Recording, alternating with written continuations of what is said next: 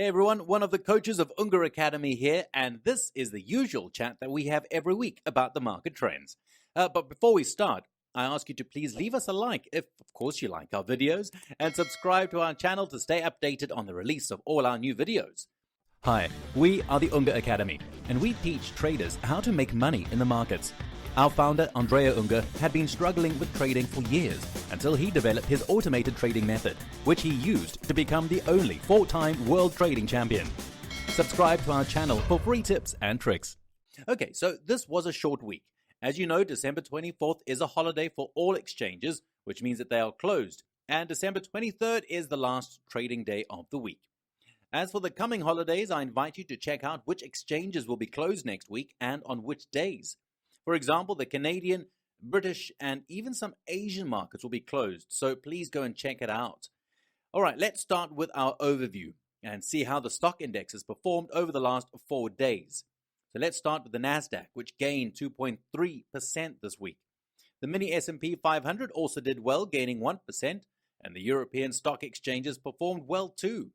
The only index that performed a bit worse is the DAX, which went up by only 0.55%. Let's take a look at the volatility of stock indexes, and as you can see, volatility is still very high in the short term. It's on the 100th percentile, which means that it's at the maximum levels. You can also see it from the standard deviation chart below. Now, if we look at the volatility trend over a time horizon longer than 1 year, even in this case, we can see that the volatility is close to the maximum percentile. So the volatility of the stock indexes is still very high. Okay, since we are talking about volatility, let's also look at the trend of implied volatility. It's still relatively high if we compare it to the average values of the recent periods. However, compared to the values that we saw last week, we can definitely observe a decrease in volatility. The term structure is now entirely in contango, which is the structure of volatility in normal conditions. The VIX is also going down at the moment, so while last week we could still be worried about a possible deterioration of the situation, to date, such concerns seem to have disappeared. Now let's move on to the other asset classes. We can see that bonds went clearly down, especially the T-bond, which lost about 1%.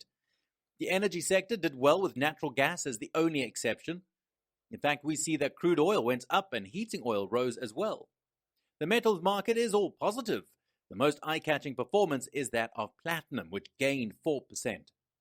As for the meats, lean hogs went up by over 4% this week, while in the soft commodity sector, orange juice continued to rise.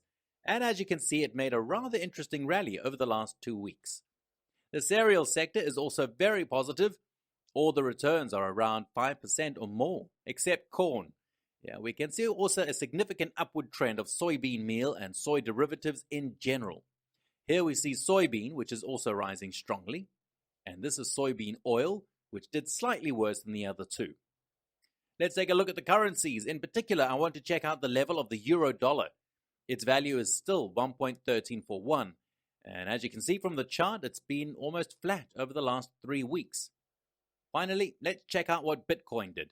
In this case, too, we see that there are no relevant movements.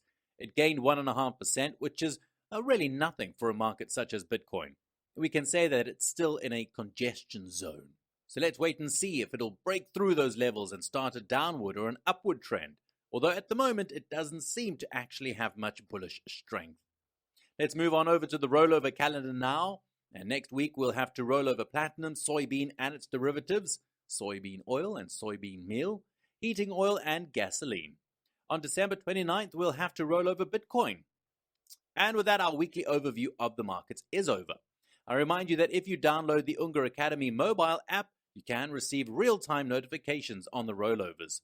For those of you who want to understand more about our approach to the markets and the method that we teach at the Unger Academy, the method of Andrea Unger, the only 4-time world trading champion with real money, we're going to leave you a link in the description of this video. It'll take you to a video in which Andrea condensed a lot of what he's learned in 20 years of his career as a trader and explains the foundations of his method. All right, and with that, we'll see you in 2 weeks. As I told you before, many exchanges will be closed next week, which means that the volumes will be very low.